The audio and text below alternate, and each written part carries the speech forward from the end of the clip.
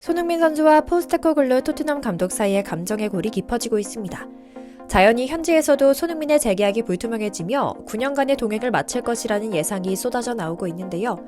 놀랍게도 동료 선수들은 손흥민의 손을 들어주며 우리 캡틴 말이 맞다고 목소리를 높이기 시작했습니다. 그야말로 손흥민 선수가 주축이 된 쿠데타가 시작된 건데요. 당황한 레비 회장은 손흥민에게 정에 호소하며 싼 값에 잡아두려던 계획을 처리하고 현재 이러지도 저러지도 못한 채 케인의 토트넘 복귀만이 타진하고 있다고 합니다. 이 모든 것은 최근 경기 2연패는 물론이고 그 경기 내용 자체도 모두 대패에 가까운 경기력을 보여준 무전술, 해주어 축구 포스텍 감독의 용인술 때문이었는데요. 뉴캐슬의 4점 실점, 아스널의 3점 실점에 이어 진행된 기자회견에서 포스텍 감독이 손흥민 선수를 겨냥해 준비 안 된 리더라 폄훼하며 그래도 이건 좀 아니다 라고 판단한 선수들이 들고 일어난 것이었죠. 물론 경기 내용과 원인에 대한 분석과 평가가 다를 수는 있습니다. 하지만 사람 인성은 위기의 순간에 정확히 드러난다고 하던가요? 포스텍 감독도 시즌 초 잘 나갈 때와 경기가 잘 풀리지 않았을 때의 얼굴이 180도 다른 모습을 보이며 손흥민 속을 살살 긁기 시작했습니다. 동료 선수들 역시 마찬가지입니다. 늘 웃고 다니고 사람 좋은 모습 보여주니 손흥민이 봉으로 보이다가 정말로 토트넘을 떠나고 케인과 잉글랜드 카르텔 무리가 돌아온다 하니 당장 앞날이 걱정돼 손흥민을 감싸고 돌기 시작한 건데요. 우리 팬들의 염원은 똑같습니다. 축구선수 커리어 마지막을 제발 그 가치를 알아주고 행복 축구할 수 있는 곳으로 옮기길 바라는 마음 말입니다. 사실 시장에는 손흥민 선수의 이적 루머가 너무 많습니다. 실제 일어나지 않은 일도 쏟아져 나오죠. 하지만 두 가지만은 확실합니다. 포스텍 감독도 믿을 사람이 못 된다는 것을 손흥민도 깨달았다는 점, 그리고 손흥민의 결심으로 토트넘과의 재계약이 힘들 것이라는 점입니다. 오늘은 인터뷰에서 손흥민의 정면으로 반박하며 선수 탓을 시전한 포스텍 감독의 망언과 함께 최근 진행되고 있는 손흥민과 토트넘 구단의 재계약 최신 뉴스를 전해드리려고 합니다. 먼저 저희 광화문 브리핑 구독 설정도 부탁드립니다. 저희는 고퀄리티와 꾸준함으로 승부 보고 있는 채널입니다. 앞으로도 폭발적으로 성장할 채널이니 속는셈 치고 구독, 좋아요도 부탁드려요. 토트넘은 이번 시즌 폐막까지 5경기를 남겨두고 있습니다. 이 중 3경기에서 맨시티, 첼시, 리버풀이라는 소위 빅식스 소속팀들을 만나게 되는데요. 분명한 악재입니다. 물론 나머지 2경기 상대 역시 마냥 쉬운 상대도 아닙니다. 22 셰필드 유나이티드는 강등을 확정했지만 19위 벌리는 마지막까지 잔류를 위해 치열하게 싸울 것으로 예상되기에 부담스러운 존재인 겁니다. 직전 경기는 이런 리그 막바지 지옥의 일정에서 첫 번째 순서였던 아스널이었습니다. 스코어만 보면 2대3 아쉬운 패배 같지만 사실 허탈하고 무력한 패배였습니다.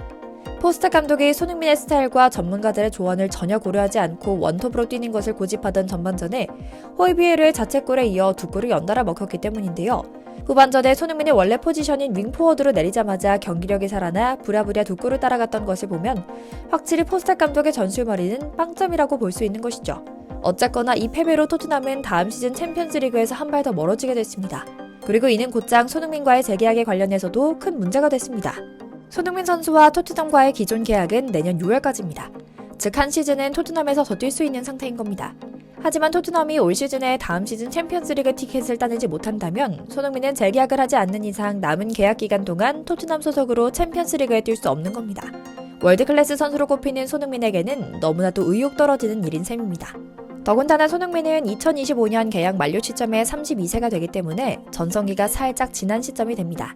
사실상 빅클럽으로 이적할 수 있는 마지막 시기인 셈인데요. 토트넘이 이를 앞두고 챔피언스리그 티켓을 2년 연속으로 놓친다면 아무리 주장해, 아무리 충성심에, 아무리 구단 레전드가 되겠다는 욕심이 있는 선수여도 팀에 대한 의리를 지키기 쉽지 않은 겁니다. 대표팀 후배인 이강인, 김민재가 각각 파리 생제르맹, 바이에른 뮌헨 등 유럽 빅클럽에서 뛰는 것도 손흥민 선수로서는 영향을 안 받을 수 없고요.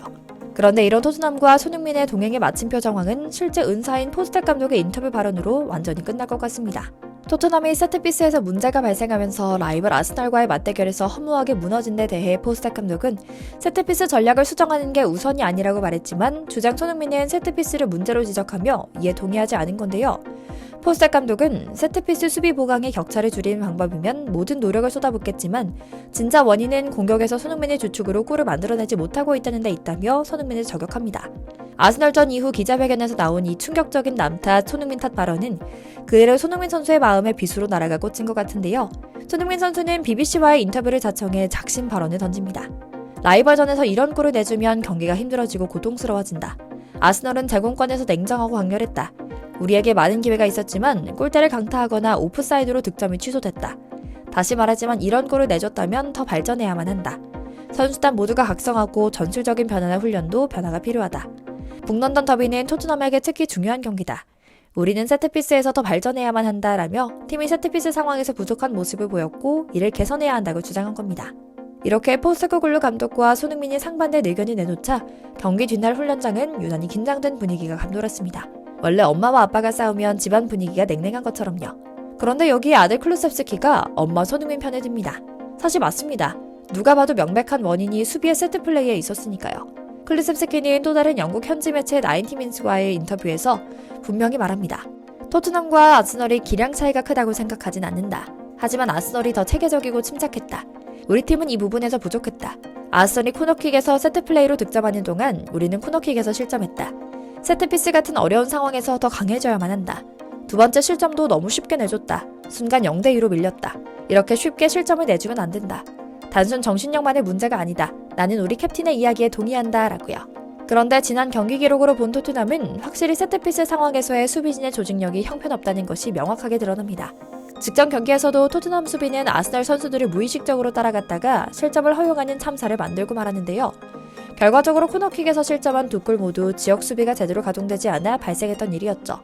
아스널 전략은 대인 방어가 어려워도 지역 방어가 제대로 약속됐다면 충분히 버텨낼 수 있는 수준이었다는 것을 보면 아쉬움이 가득한 모습인데요. 올 시즌 토트넘은 딱 이런 수준의 수비 문제가 너무나 많이 관찰됐습니다. 손흥민이 참고 참고도 참다가 터뜨린 세트피스 수비 역량 부족에 대한 작심 발언도 토트넘이 기복 있는 성적을 거두는 주요 원인인데요. 수치로 한번 말씀드릴게요.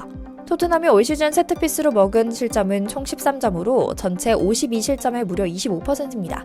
이는 4위 경쟁을 하는 에스턴 빌라와 아래 바짝 따라오는 맨체스터 유나이티드와 비슷한 수준인데요. 다시 말해서 손흥민은 고만고만하게 적당히 잘하는 힘 딱지를 떼고 싶으면 세트피스에서 충분 봐야만 하는데 이를 등한시하고 별것 아니라 여기는 포스텍 감독이 답답했던 겁니다. 사실 이렇게 리그 1에서 3위와 4에서 6위를 가르는 지점이 세트피스 실점에 있다는 것이 명백하게 숫자로 드러나는 것도 놀랐습니다. 축구는 팀 경기라는 것을 증명하는 것 같은데요. 실제로 현재 1위 아스널은 세트피스 6실점, 맨시티 2실점, 리버풀 10실점을 기록하는데 이마저도 3위 리버풀은 최근 살라와 클롭 감독의 갈등이 불거지며 최근 두 경기에서 세트피스 3점 실점을 추가한 점에 주목할 만하죠. 그만큼 축구는 팀워크가 중요하고 훈련장 내외부에서의 선수단 화합이 정말 중요한 종목이었던 건데요. 손흥민이 그토록 자존심 버리고 사람 좋은 웃음 지으며 선수들에게 한식 먹이고 같이 장난치고 격이 없이 이야기하는 리더십을 발휘하려고 노력했던 것이 이래서였구나 싶죠. 반면 포스텍 감독은 결국 자신의 고집만 부리며 남의 말은 듣지 않고 충원하는 손흥민을 저격하는 발언을 하기에 이른 것이고요. 안타까운 일입니다. 포스텍 감독은 마치 손흥민의 충성심이 떨어졌다는 뉘앙스의 비판을 가하고 있고 경기력에 대한 비판은 손흥민이 안고 가는 중인데요. 상황이 이렇다 보니 손흥민 선수 역시 결단을 내리려 하는 것 같습니다. 일단 당장 종신 계약, 최고 대우에 대한 소식이 쏙 들어가 버렸습니다. 이유는 분명합니다. 손흥민이 재계약을 거부하고 계약이 6개월 남은 시점에 자동으로 발동되는 보스만 룰 적용을 통해 FA로 나가겠다는 마음을 굳혔기 때문입니다. 우리 팬들 입장에서는 늦었지만 다행이다 라는 생각인데요. 그럼 다음 고민은 또 이제는 어디로 이적할 것인가 라는 문제에 봉착합니다. 마음 같아서는 맨시티나 레알 마드리드 등 이기는 팀에 갔으면 한다는 겁니다. 물론 구단 각자의 사정이 있고 경우에 따라서는 구단 방침이나 감독이 바뀌는 이슈가 있을 수는 있습니다. 하지만 손흥민은 잘 웃고 잘 뛰고 또 동료나 감독들과 잘 지내는 1등 선수입니다. 토트넘이 아닌 곳이라면 어디서든 행복 축구할 수 있는 우리의 자랑스러운 캡틴을 응원하며 오디오 영상 마치겠습니다. 광화문 브리핑 구독, 좋아요도 재차 부탁드리고요. 시청해주셔서 감사합니다.